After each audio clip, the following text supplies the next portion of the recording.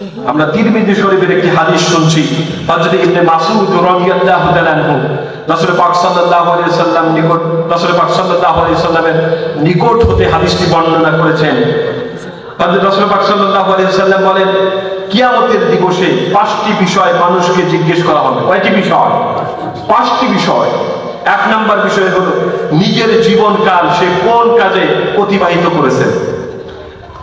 সে 60 বছর বাঁচুক, 50 বছর বাঁচুক, 20 বছর বাঁচুক, তার জীবন সে কোন কাজে অতিবাহিত করেছেন আল্লাহ সুবহানাহু ওয়া তাআলা তার এই হিসাবটা নেবেন। কথা বলেন ঠিক কিনা?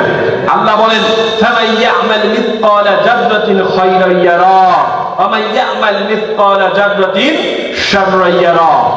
কেউ বান্দা যদি তার ব্যক্তিগত জীবনে অনুপরিমাণ ভালো কাজ করে সে জাযাও সে পাবে, কেউ যদি অনুপরিমাণ খারাপ কাজ করে তার জাযাও সে পাবে। সুতরাং তার জীবনকাল কোন কাজে ব্যয় করেছে, কোথায় তাফসীরুল কোরআন মাহফিলকে বন্ধ করেছে, সেই দিন আল্লাহর কাছে তার জবাব দিতে হবে। কারণ ঠিক কিনা? দ্বিতীয়, জৈবনের শক্তি সামর্থ্য সে কোথায় ব্যয় করেছে।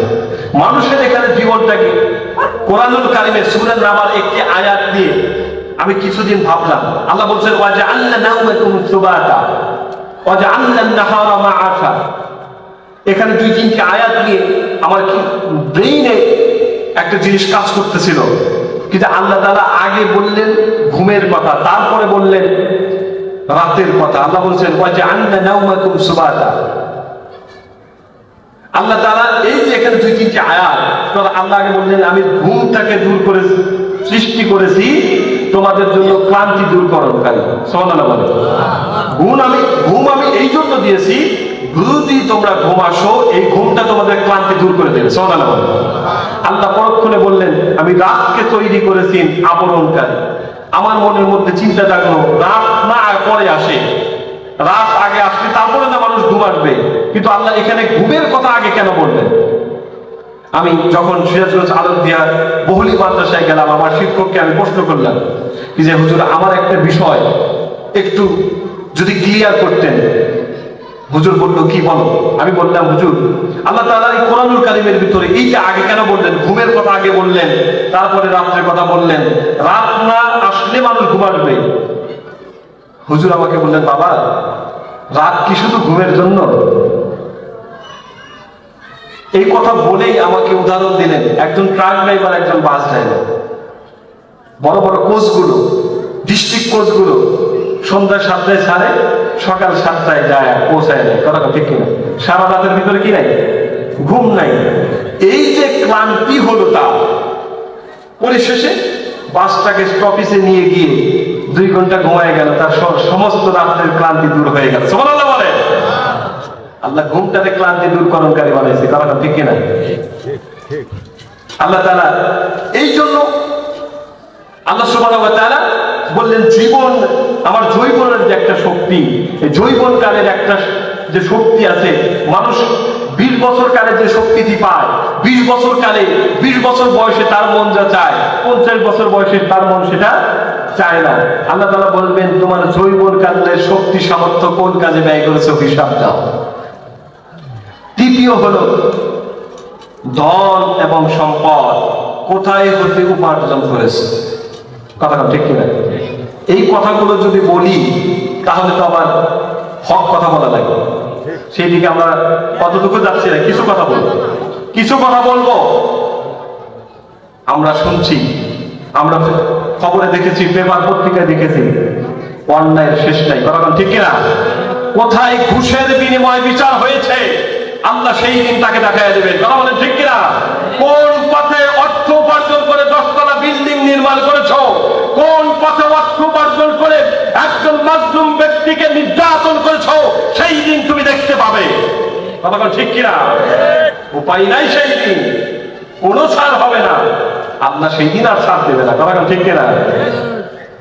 আমার বন্ধুগণ, চাকরি নাই, বাকরি নাই, ব্যবসা নাই, বাণিজ্য নাই, তোমার বাজার 3000 টাকা কমে হয়ই না। ঠিক আছে না? সমাজে আঙ্গির এলাকায় না থাকলে অন্যান্য এলাকায় তো আছে।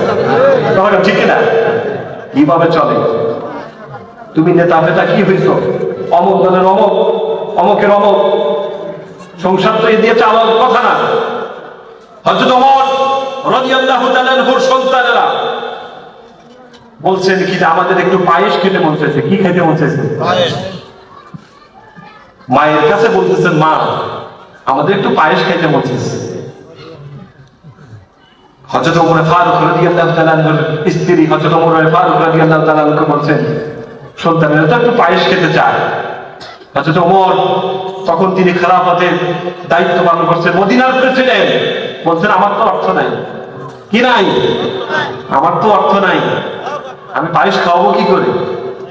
একটি মাস পরে হযরত ওমর রাদিয়াল্লাহু তাআলা যখন খাইতে বসছেন, দেখেন যে পায়েস এসে সামনে হাজির।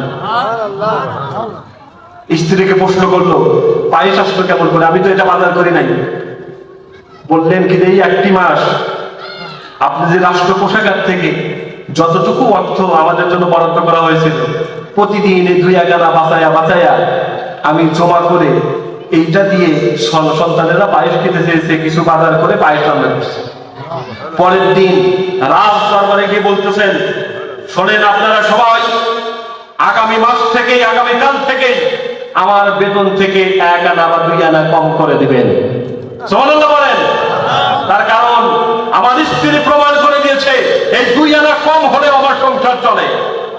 সুবহানাল্লাহ বলেন। রাষ্ট্রনায়ক নাই এমন কথা ঠিক কিনা?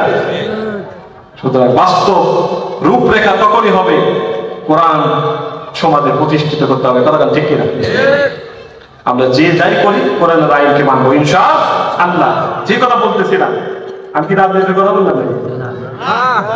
আচ্ছা, ধন সম্পদ কোথায় থেকে অর্জন করছে এটা আল্লাহ তাআলা হিসাব নেবেন।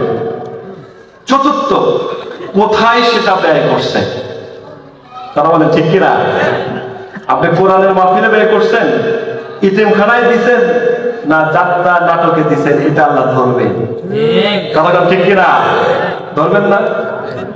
আপনি মাহফিলের জন্য দিচ্ছেন 500 টাকা, যাত্রার জন্য দেন 2000 টাকা, আল্লাহ ধরবেন সেই দিন। কারণ আমি কিন্তু কারো বিরুদ্ধে বলতেছি না ভাই। কারণ ঠিক কিনা? আল্লাহ তাআলা সেদিন কি বলবেন যে ধন সম্পদ কোথায় অর্জন করছো এবং কোথায় ব্যয় করেছো, আল্লাহ তাআলা সেদিন ধরবেন। তাহলে ধন সম্পদ অর্জন করতে আমাদের হুঁশ এবং ব্যয় করতে আমাদের চিন্তা ভাবনা করতে হবে। কথা বলেন। পঞ্চম, এবং সে দ্বীনের জন্য যতটুকু জ্ঞান অর্জন করেছে সে অনুযায়ী কতটুকু আমল করেছে। একজন মানুষ, রাসূল পাক সাল্লাল্লাহু আলাইহি ওয়াসাল্লাম বলেছেন, সমাজে যে ভালো কথা বলে কিন্তু নিজে আমল করে না, কিয়ামতের দিন তার জিহ্বা আগুনের কেচি দ্বারা কাটা হবে। সুতরাং তাকেও ডাকা হবে কি যে তুমি দ্বীনের জ্ঞান যতটুকু অর্জন করেছো, আলেম ওলামা কোরআনের জ্ঞান যতটুকু অর্জন করছো, সমাজে